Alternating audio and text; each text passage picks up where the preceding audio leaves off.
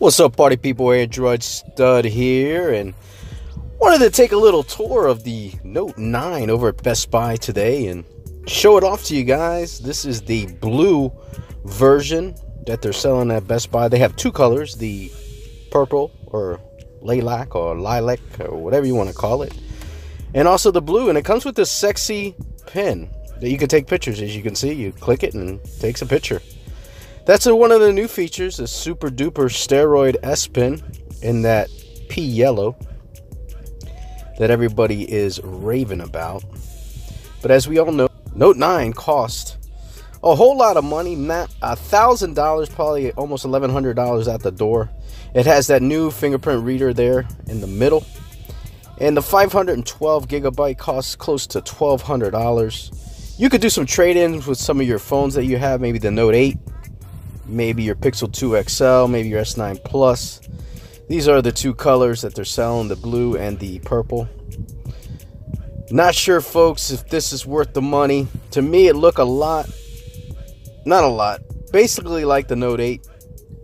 It was a tad wider. They come with these colored S Pens that are kind of interesting, kind of neat. They're nice. You can control your music. You can take pictures with them. I don't know if that's worth it. If you ask me, it really, to me, I don't think it's worth the upgrade to get the Galaxy Note 9. It's just, to me, over $1,000 for a phone is way too much money. This phone, though, does come with Android 8.1, which is great. So that means that the Note 8 and the S9 Plus and S9s will probably get 8.1 at some point. So look forward to that. Android Pie probably won't be on these devices until the S10 is out in April of 2019, which is sad. But you know what? Samsung makes a great device, but it's just way too expensive. The battery is bigger. It's got a 4,000 milliamp battery. So you're going to probably get better battery time, better battery on your phone than you do on your Note 8 or your S9 Plus. Or definitely your S9, because it's a smaller device. So those improvements are great. When you look at the device, it's impressive. It's got a beautiful screen. It's got the new pen. They're really showing it off at Best Buy. They have its own holder at Best Buy when you go in there to take a look at it. 512 gigabytes, to me, I agree with Big Dog, is overkill. I think that's way too much storage. I don't think anyone in their right mind needs to spend money for that storage option.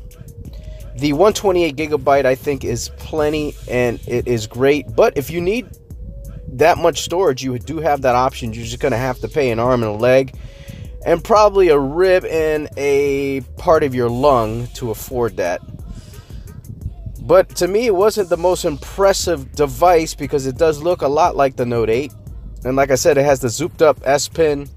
It has the bigger battery. The cameras, I couldn't really tell from just doing the walkthrough at Best Buy if they were better, as I almost dropped the device in front of the Best Buy employee. And as far as comparing it to the S9 Plus, there was one at the store that you could kind of get a feel. It's smaller than the Note 9, obviously, because the Note 9 is 6.4, where the S9 Plus is smaller than that.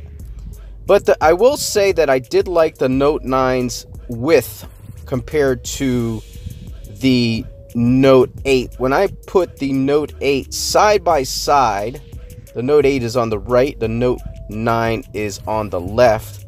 It seemed like the Note 9 was wider, and there is the back of them where you have the fingerprint reader on the left on the Note 9.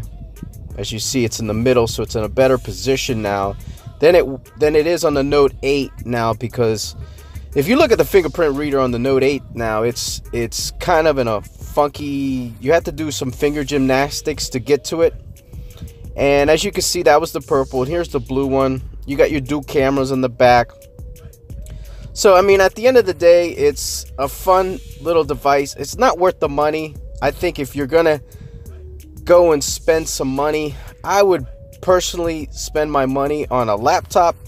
I would spend it on a OnePlus 6. I would spend it on a Note 8. I would spend my money on a Pixel 2 XL.